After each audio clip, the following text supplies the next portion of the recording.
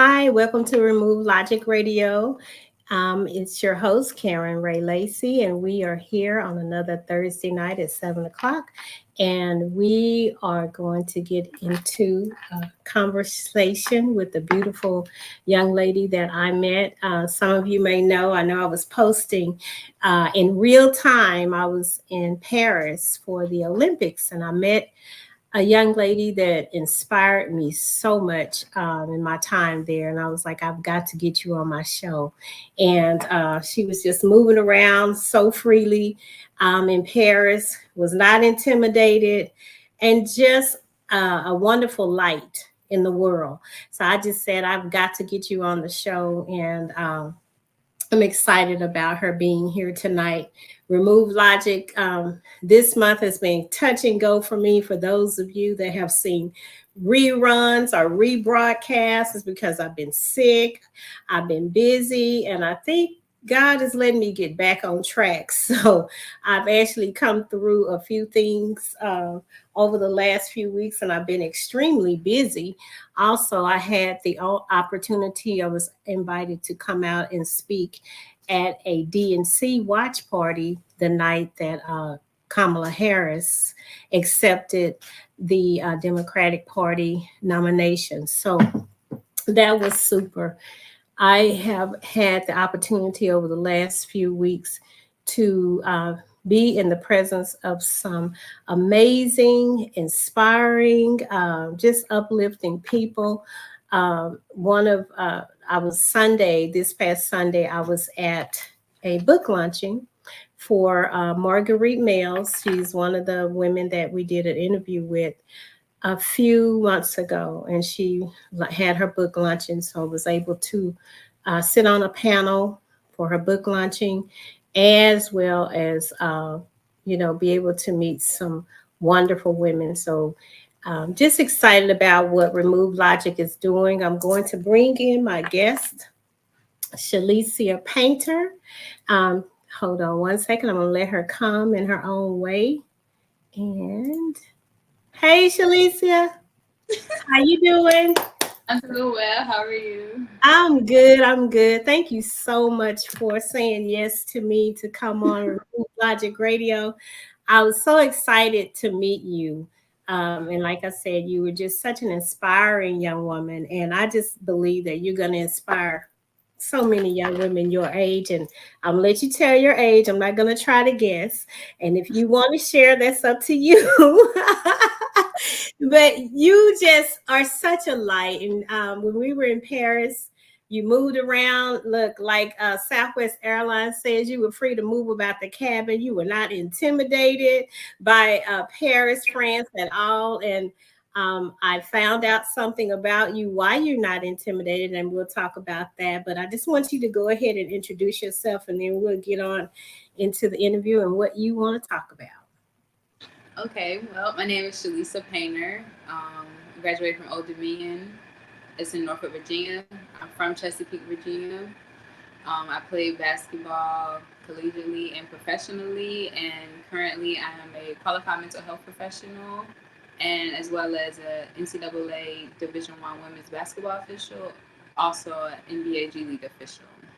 Wow. Wow. Wow. Wow. Wow. Let's go back to one thing I want to talk about. Maybe your childhood. Maybe are you living your dream, your childhood dream right now? Are you on your way to it?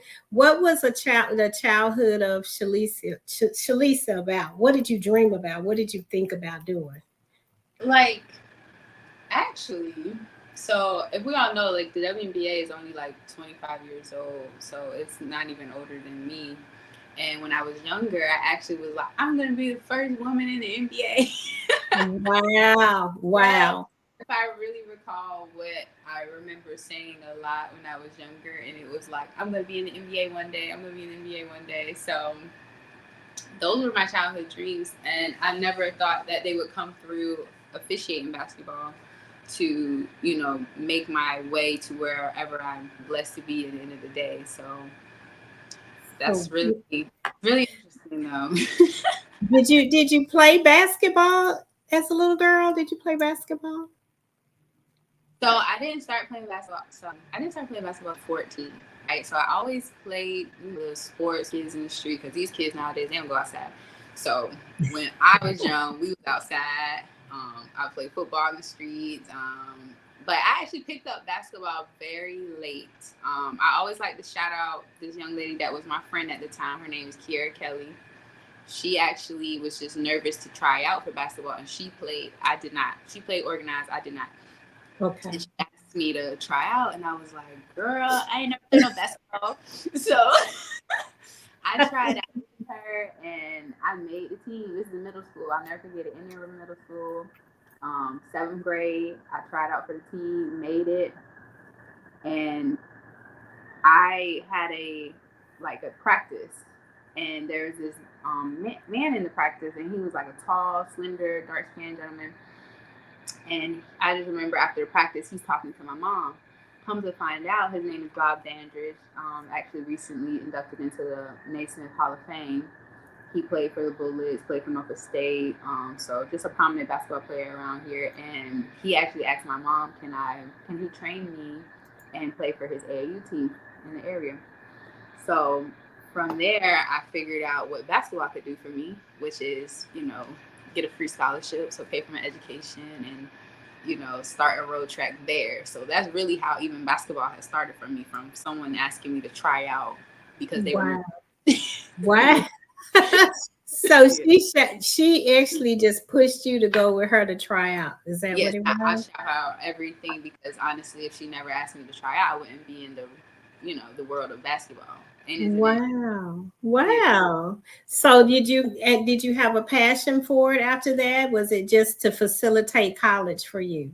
So I figured out like, oh, you can go to school for free. Sounds like free money to me. So let me work on what I need to work on to get good at this. So you would see me at the gym, at the rec center, shooting layups. So it's called a mic and drill. Like I'm working on my hand-eye coordination, trying to learn to have great handles. Like I was determined to go get a scholarship so I can go to school for Wow. free. Wow. Wow. So even with the scholarship and basketball, what else were you wanting to do with this scholarship? Did you have some other part of education in mind, a goal? Yes, I wanted to when I remember going into school, what I first wanted to do was be an electrical engineer. Cause like when I was younger, I would always hook up the TVs, I would always hook up the cable, I was always hooking wiring speakers, like always the one in the house, like basically fixing everything and Uh-huh. putting stuff together for just everything. So when I was younger, so when I wanted to go to school, I thought I wanted to do electrical engineering. um, it's probably something I wish I still pursued when I was in school. I kind of let them say that because of the scheduling of basketball and how long the season is and how strenuous it can be. So being an electrical engineer would have been difficult. So I kind of wish I didn't listen to that. I end up, Mm, you know, shifting to something that would be more, easier for a schedule with how basketball was. But mhm. I changed my mind just because it was kind of another thing I wish I didn't listen to with people, but it's neither here nor there. But I did wish I was an electrical engineer when I went to school. Wow. So that means your brains, beauty, and basketball, obviously. And So yeah. Obviously, it's all of that wrapped up. Now, you went to college, graduated from college, you played basketball in college. And one of the things that I was so impressed with when I talked with you is that you went overseas to play basketball. yes, Let's ma'am. let's just talk about that. Was that frightening for you initially? And tell me where you first went. What country did you go to? So, okay, so if I can go back to college, so I actually went to two universities. My first university was George Washington. So I Okay. picked George Washington because like it wasn't too far, it wasn't too close to home, and it's a very great university. It's a very very very very very good university. So when I picked George Washington, at the time I actually wanted to work for the FBI too. Wow. Yep. So when I changed from electrical engineering, I changed to like working for the FBI because I actually love criminal shows. I love like mysteries, forensics. Like I love that too. So I was like, okay, if I go to George Washington University and I'm in the middle of DC, why wouldn't this translate very well? So me going away was never a fear of mine. Like I'm someone who I'll go all the way to, I don't know, Australia, Asia. I don't care. Like I'm gonna go see new things, experience new things, I love that. Yeah. and just be there. Like I don't. That doesn't bother me. So when I things changed, Coach, he gets his contract gets terminated. So then I went to Old Dominion, and then Okay. I finished at Old Dominion. So regular things there. I actually changed my degrees to sociology. So what I am, embedded into now, I do love why people do the things they do. So like that's what sociology means. So like studying that is just a Study of great me. interest.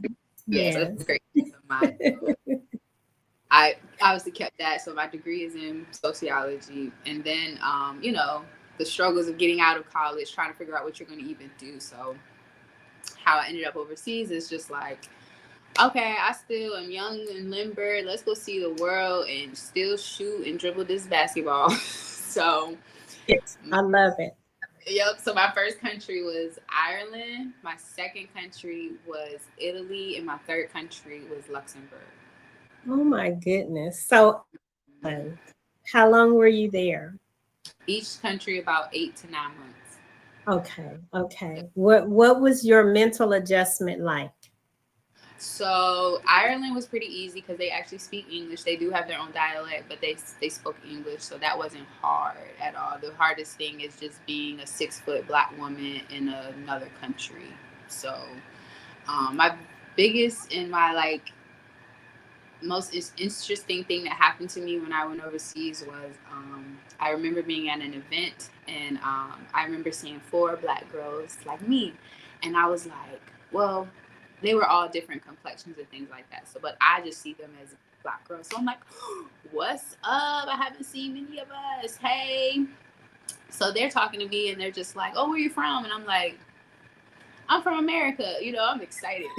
I'm from America. They're just like, okay, where your parents from? And I'm like, they're from America too. And so they're just like, are you mixed race? And now I'm getting like a little bit like, huh? No, I'm not mixed race. My parents, they're Black like me, like they're Black like me. So she's like, well, why do you have freckles? And like each of them are asking questions, and at this point, I feel like I'm on, like I'm in the, like, why are y'all questioning?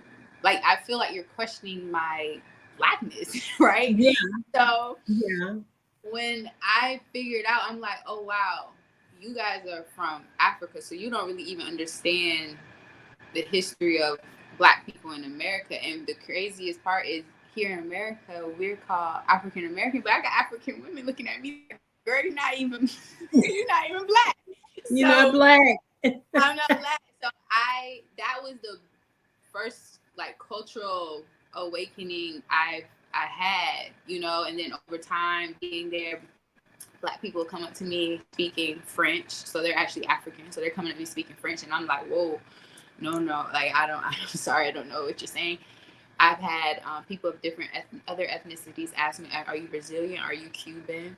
Like, I was so taken back that your first words weren't like, are you American? Like, or where are you? They just were jarred by where you even from. So to me, it's a cultural experience that I just think anyone and everyone should have. Like just going overseas, and Yeah. that was my first year. So my whole mind was restructured behind what people see me as. Wow. Yeah, Wow. yeah, it Wow. was different. It was different and amazing, actually. Did it cause you to walk with your head higher or even challenge some of your own thoughts? Being So I'm a sorry. Black American, did it challenge you? No, it didn't like challenge me negatively because in the craziest thing then I actually had bigger natural hair too. So it actually like I'm not someone to shy away from attention. So it actually like caused more like curiosity and questioning Yeah. Yeah. No one, and I never really, in, I never had anyone be disrespectful to me. I haven't, nothing negative. Like everything was just eye opening. So, I have had people reach for my hair and I'll do the, please back up. But nothing like, it's just more curiosity because they don't know or Yeah. don't know. Yeah.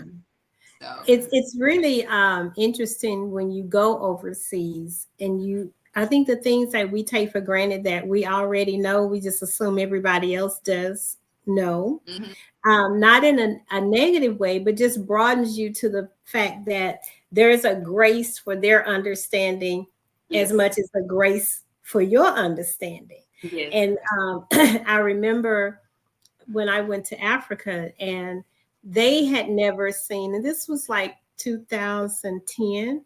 hmm Some of the villages that we went to, they never seen images of themselves. So, like we knew selfies and all of that, we would take a picture of them and show them themselves. So they had no idea of what they even look like, or even just, and they were just in awe of an image of themselves. So and it was a really positive, life-changing experience to be able to share yourself as well as welcome where they were standing.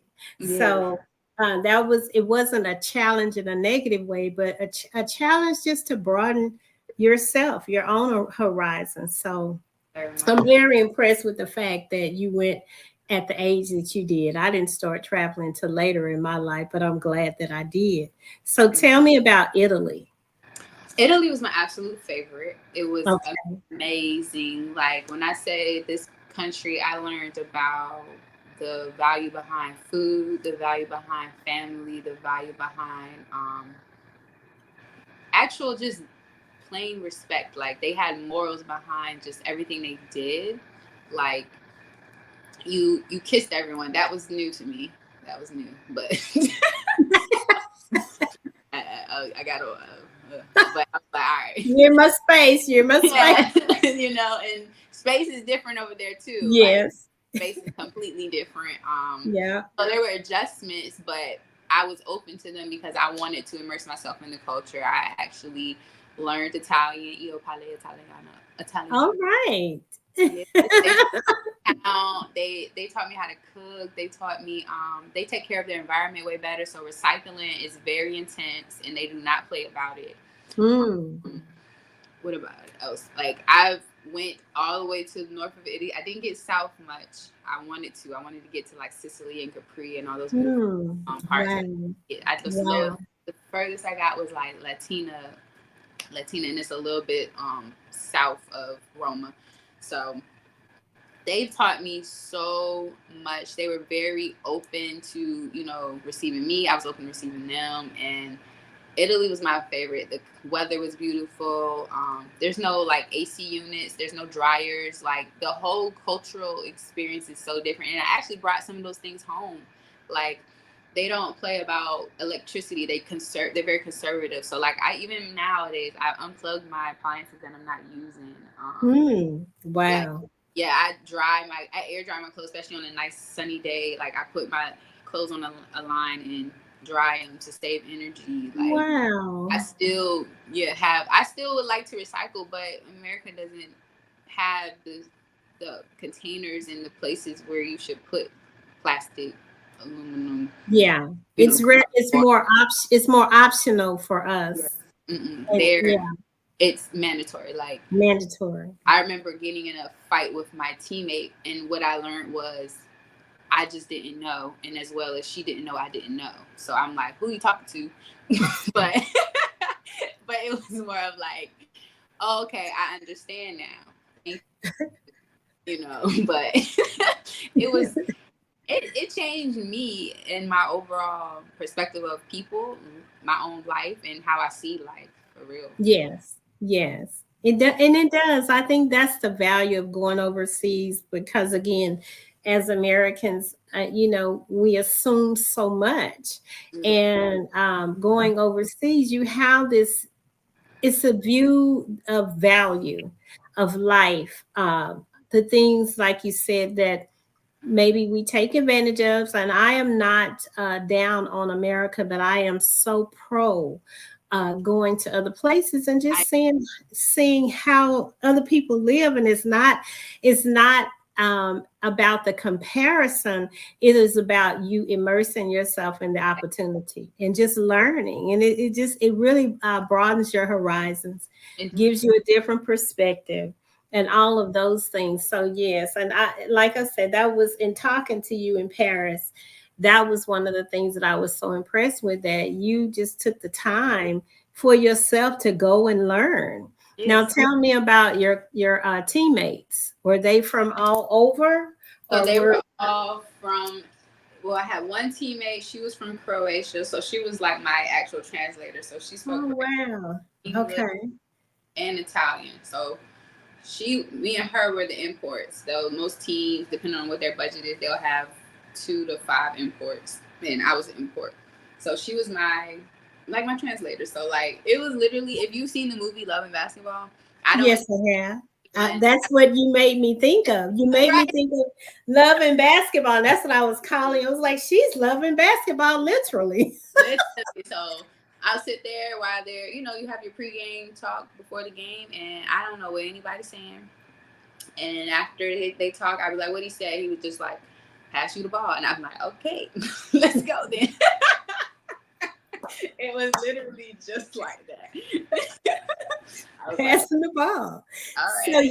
you had to learn. You knew basketball, but you had to learn how to do basketball in another culture.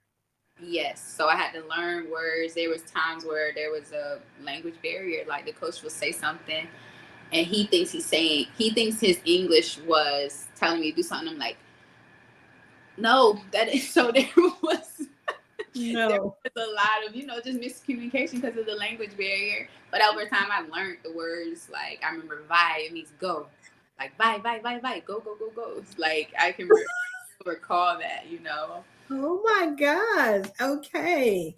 So when you would go, okay, so first it was Ireland, then it was Italy, and then your third place, Luxembourg. Luxembourg. And Mm-hmm. there was 8 months each time, right?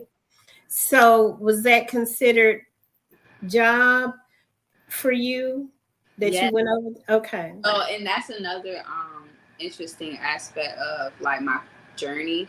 So like playing overseas was just my next alternative to what I couldn't do in America. So like what they don't tell you is like when you graduate, you think because you got this degree that you went to school for, that's paid for, that you gonna get a job right away, and it don't work like that. No, it It don't doesn't. work like that. So No. honestly, graduating was more of like, it was the very exciting moment, and then it hit me like, dang, there's nothing coming from all this education that I really worked really hard for. So what I'm saying is it was my job because honestly I didn't have nothing else that I fell into. Like I remember applying, so I did an internship with probation. I did juvenile probation. um, I actually enjoyed it, and I always think of these things that maybe they just weren't for me. They weren't my path. I won't supposed to fall into them. So that's where I'm at now. But then I was very like, anxious and stressed. It's time to be an adult now. So Yeah. so Yeah. it's like, all right, I'm just go overseas, and I went overseas. I saved my money, came back home, worked out, did some camps, took little summer gigs. Wait until I get a contract again, and was gone again.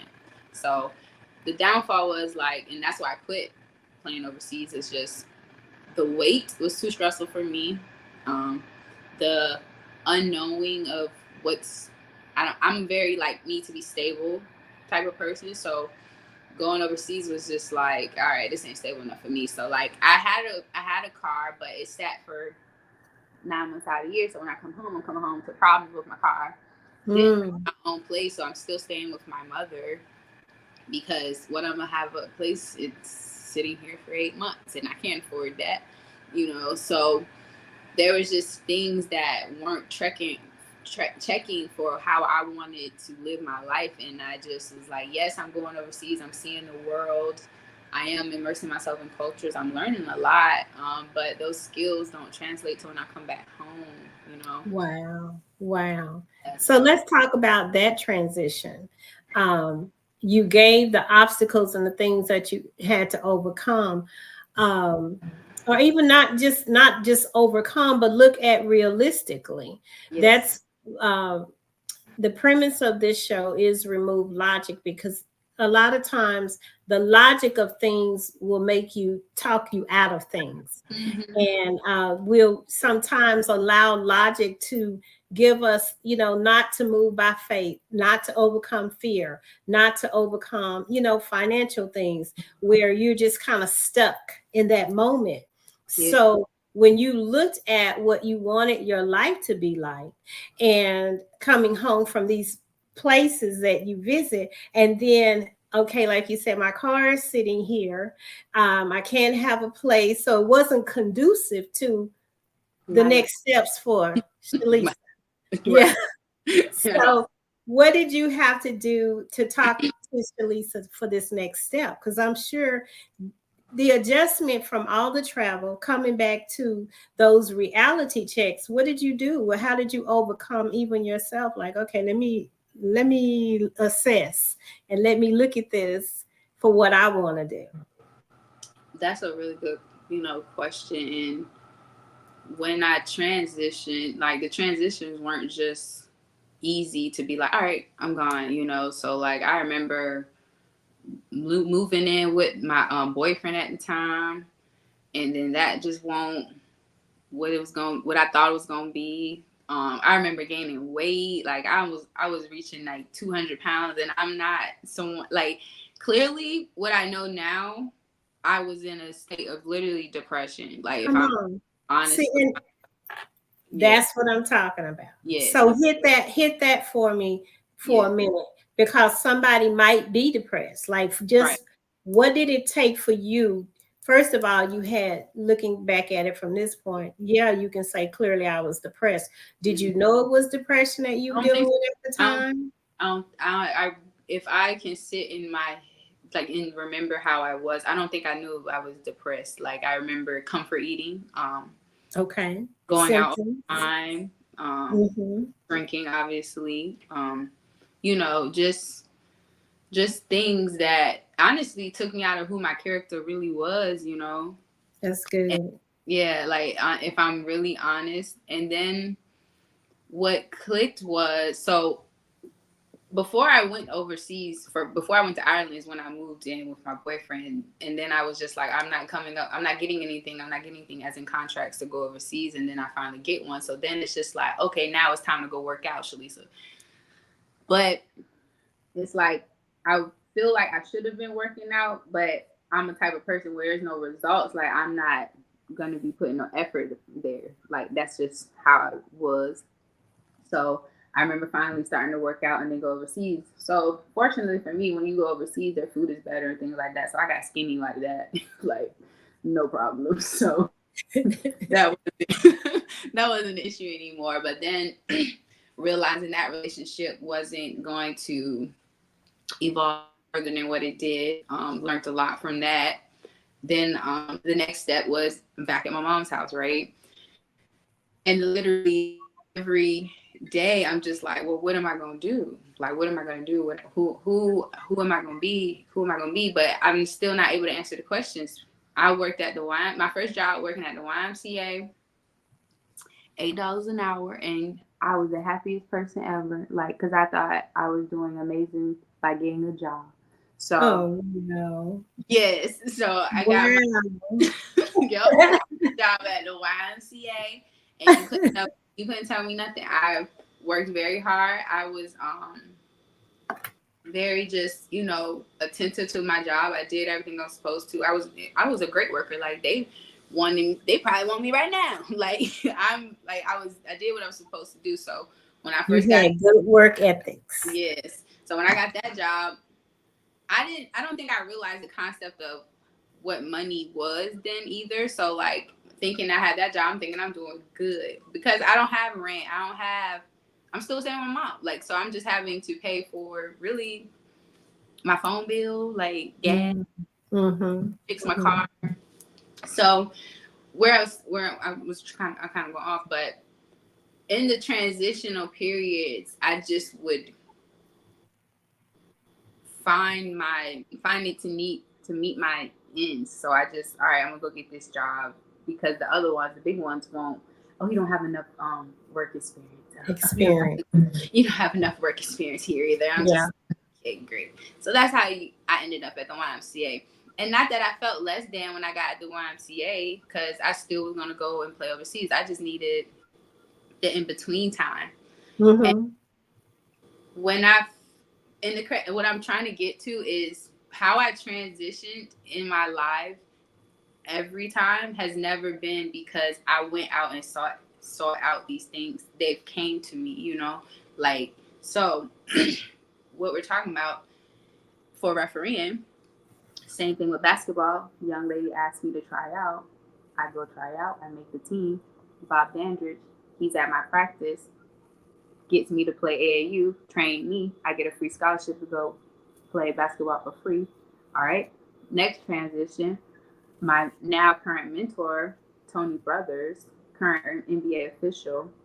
I'm working the clock at ODU. This is one of them summertime where I'm just, like I said, I go work camps and things like that just to get extra money. I'm working the clock. This man, he come up to me, you should think about refereeing. I don't want to.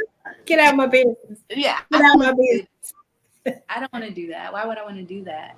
And he, for our area, he's just known as the mean rep. Like I call him the mean rep. Like I used to be like, I'm not talking to him. That man is mean. Like that's how I felt. And he is not. He's the sweetest person. He'll do anything for anybody. If you got, drive behind you, he'll make sure he pushes you in the direction that you need to go. Mm-hmm. Mm-hmm.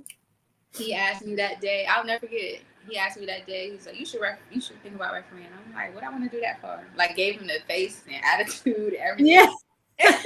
Like, he was like, well, I like my paycheck every 2 weeks. And I'm like, and what is that? Because nobody knows, like, officials, how much they make. And Yeah. when I say that man showed me his bank account and what comes into his account every 2 weeks, I said, oh, wait, well, sign me up. How do I? Yeah. Sign me up. Sign me up right now. Do you know I was in the next camp? So that's a camp that he provided the officials for the camp. So I'm working the clock for the score and stuff. He provided the officials for that camp. The next camp I was in. In it. Wow. Wow. I'm a person like, I was like, what can you lose? Try it. Try it. I love it. Yes. You just say that one more time for somebody that needs to hear it. What can you lose? Try it. Just try it. Yeah. Just Yeah. try it. Yeah. And sure enough, like, I was okay at it. And just like when I learned about what basketball can do for me, I said, oh, let me get good at this and incline my knowledge, skill, presence, and let me try to see where this takes me. Yeah. Yes. Yes. And that's, what, just to think about a child that maybe, or a young woman that's playing basketball, but not a career path in it. You just laid out a career path for somebody that you didn't even know you could have access to yourself. I always call those are moments to me that God just orchestrates by the right person, leading you where you need to go, or speaking of words like, hey, did you ever think about doing this? And you, like you said, you gave the attitude face like, I'm good. I'm good. I'm all right. I didn't ask for your information. Exactly. But he was positioned for you at that moment. Exactly. Yeah. And I was where I was Yeah. supposed he was where he was supposed to be. Yep. And Yes. Yes. I always think of that as like people think it's just like what is a phenomenon? No. Everyone is where they're supposed to be when they're supposed to be there. Yeah, they are. I always call it when the student is ready, the teacher will come. Or when the teacher is ready, the student will come. But those moments, they're very identifiable moments in your life, and it's up to you to access them. They just they come, but like the attitude, if you had the attitude and carried that attitude and walked away and didn't access it, you accessed it. You Yeah, accessed it. yeah. I It's would have. like if somebody said to you, or if I said, "Hey, Shalise, I have this $1 million on the table. It's yours." But if Mm-hmm. you don't access it, it's just sitting there. Lost it. You lost it. Right. Mm-hmm. And so it was your opportunity and you accessed it. That's good. That's good. So you are wanting to, now you're in a position to do what with this training and refereeing that you're doing now? What are you positioned for with this? So my goals and aspiration is to referee in the NBA. That's my goals and aspirations. So whatever is for me will be for me. But I'm training. I'm learning from the best. I have my rules and books and everything set up over here right now. Like I've had rule sessions. I'm always watching film. I'm part of study groups. Like I am when I find something that I love or something I want, I'm like invested because it's really an investment in myself. It is. So Yeah. if I'm going to get what I want, it's not going to be given to me, and as it probably seems easy for the surrounding eyes, but it wasn't. Yeah. I, Yeah. it's not. It came with discipline, right? Yes, yes, And and then you there's just times of slippage too. Like I don't want to say I was just regimented. I, Yeah. I wasn't. I wasn't. I had times of slippage, and I'm glad I have had people who can honestly say to me, "You slipping," and it brought me back to like, all right, I got to get back where I'm supposed to be. That's good. That's good too. Because I was sharing with someone the other day about like your community, the people that are around you that speak to you, lift you up, pull you up, or tell you, hey, like you said, hey, you slipping. That's Mm-hmm. a good community of people. It's not the people that are just saying yes and girl, come on, oh girl, don't worry about it, but the ones that hold you accountable Yeah, for what you want to accomplish. You're exactly. slipping. And that's a good thing to have those kind of people around you. So tell me about the other thing that you do. So I'm also a qualified mental health professional. So what that means is I work with adults and children with different mental health diagnoses, and I call it, to summarize it for people, I'm just a life coach. You know, um, I always give this silly example. If little Johnny get mad at his teacher, just because you mad, Johnny, you can't punch your teacher in the face. So I help him regulate his emotions, and I tell him your feelings are valid. You being mad is not a wrong thing, but you need to understand that there's only places that you can display different emotions and ways that you can display different emotions. So How long have you been doing that? I actually started that right out of it was right out of COVID. I'll never forget. I started in November 2020. So another angel just flying by me, working at the YMCA. By this time, working at the YMCA, I'm running. So I worked as a basically a counselor at the YMCA. So what I did at the YMCA was really, they gave me a nice title. I was a babysitter. So that's all I was.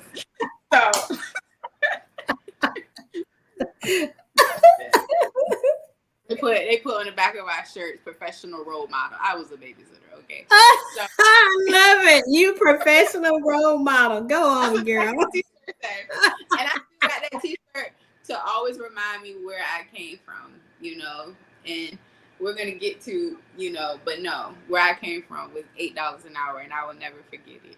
Driving a Yeah. 2003 Jeep Liberty that will probably break down every week, okay. so,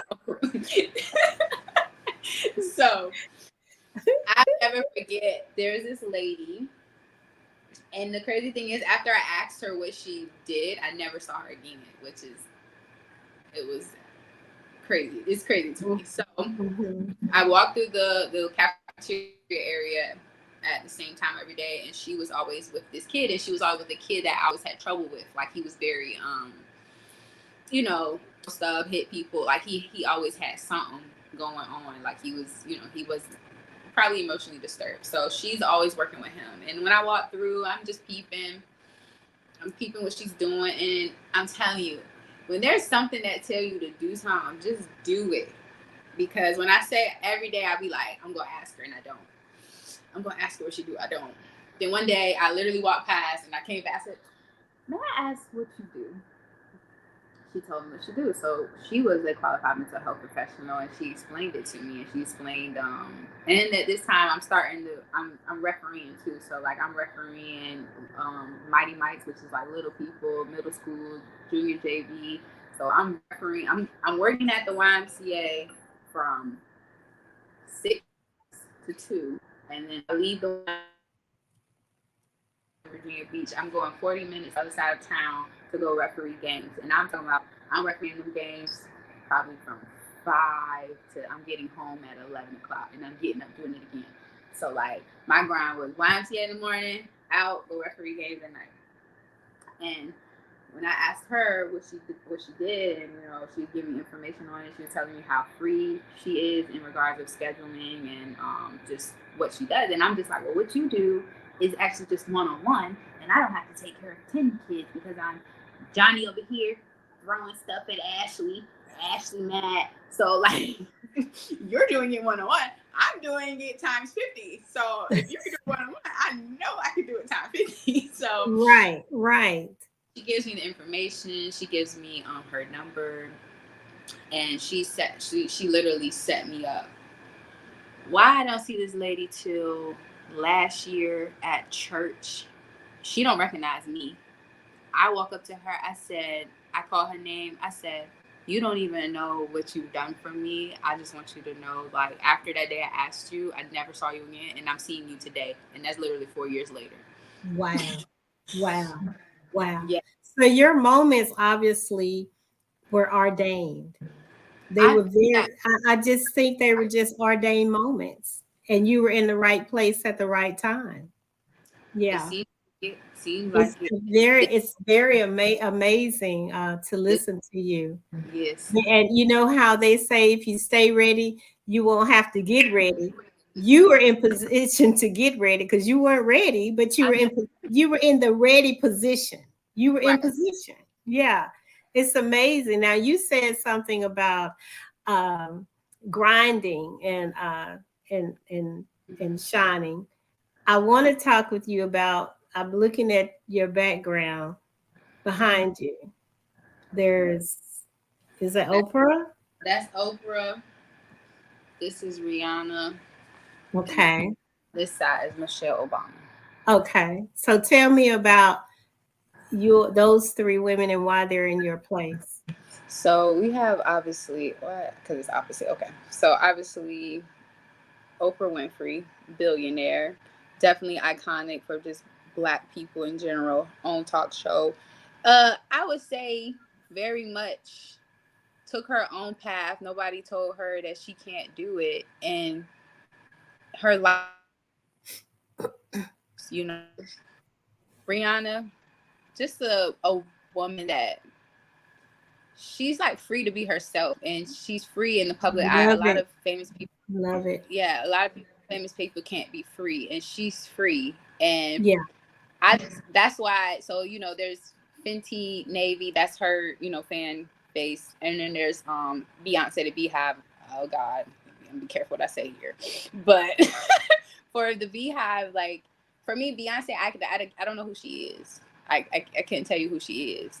I don't know what I can't tell you who she is. Love her music. Don't Yeah. beat me up. Don't beat me up. But Yeah. Leave us you know alone. you know what you gonna get from Rihanna. Gotcha. Self-made billionaire, grew up having nothing, Poor. Barbados, Mm-hmm. having nothing, billionaire. She has many businesses now. Fenty Beauty, Fenty Hair, Fenty Savage Fenty. All these all these businesses made her a millionaire on her own. Like, love that. Yeah. Michelle Obama, like we all know why we love Michelle. Like, inspiration, Black woman, first lady, actually the most educated first lady that America has ever had. Yeah. Like, she's her own person on her own. She's not just a president's wife. Like, and I just find that these are three Black women that why wouldn't I have see them every day to inspire me that I can be whoever I want to be and So whatever good. I want to be. Like, Yeah. so Yeah. Yes. that's why they're on my wall. Okay. And even that in itself, for you as a young woman to say that I can be whoever I want to be. And not only are, they're your inspiration and an inspiration to many, but you are that, to um, be this woman that I'm looking at, that I met, to say to a young girl in playing basketball, you can be wherever, whatever you want to be. You can go wherever you want to go in life. And it's like you've modeled out a life that, like you started out saying, I thought about being an electrical engineer, and now you're this, and so and I mean, and there's so much more, you're Mm-hmm. positioning yourself for what's next. Always, that's what it sounds like to me. Now, as we are preparing to wrap up the show, I want to ask you, what would you say to a young woman that is maybe Chelisa 5 years ago, that may be sitting where you were maybe 5 years ago? What would you say to her? Even if you want to go back 3 years, what would you say to this young Yes, woman? I would say to her that, you know, even when it looks like it's not in your favor, keep going and love yourself on the way, because we That's our good. biggest critics. Yeah. We're our biggest critics, and sometimes your own self will make you quit on top of everyone else. Yeah. Yeah. And the other people quit because they they just couldn't do it. It ain't for them to tell you can't do it. Yeah. So Yeah. there's things, like I said, with an electrical engineer, I wish I'd pursue. I didn't do it because they said it's going to be too hard. So Hmm. no, don't listen to other. If it don't work for you, then it don't work for you. Then pivot. Yeah. It can work for you if you make it work for you. I like that. I like that. So you said love yourself along the way. And if it Mm-hmm. doesn't work, pivot, pivot. And those are important Pivot. things to do, Because to be able to pivot. why would you know things? Mm-hmm. I I'm love not it. I saying it's love easy. I'm not saying it's easy. It's not easy. But what you want for yourself is what you want, not what it. someone Yeah. else want, not what someone else's dreams they put on opinions. You can listen to them and they can give you advice and give you like I love to hear about other people's potholes so that I can avoid them too. I don't want to break my ankle. You broke your ankle. Okay, I'm gonna hop over that pothole. So I do Yeah. love to hear people's potholes, but Yeah. Yeah. Yeah. just because that was you don't mean that's for me. Mm-mm. Right, right. And the fact that somebody is telling you there's a pothole is your self awareness to be able to step over it. And that's important, to Yes. be self aware. And one of the things that I think is very impressive about you is that you're very self aware. I Yeah. recognize And that in you. Say that be again. You honest with went away. yourself. Like I'm not Yeah, be honest yeah, with yourself. Like I'm not always right. I'm never say I'm always right. If I offended someone, if I did something wrong, I'll be like, dang, where did I go wrong here, or what did I do wrong? And be honest with myself, not just like, well, I don't care. No, no. Mm-mm. yeah. And to stay humble, because I know in you I see humility as well as you being self-aware. You're very humble. I'm at Um, $8 an hour in the 2000. you know where you came from. Like, okay, all right. And you know that T-shirt, that the shirt that you have with, what was it, a role It said personal professional role model. professional role model. Well, let me say this to you: you are still that. Thank you. Thank you. You're still that. You could still wear that and be relevant now because you are a professional role model. Yes, you are. Thank you. So wherever you go, refereeing, or even life coaching. You are a professional role model. And so I'm grateful that you came on the show and, just said yes. I know that, look, I got a friend now. You're like a daughter, like, oh my gosh, I just take you on. Okay. But I'm so glad. I'm so, I'm so glad you said yes. This has been just awesome. And I know that, some young woman somewhere is going to see and hear this and be inspired by it. And the biggest thing you said is love yourself along the way. And that's something that us old heads, we need to remember that too.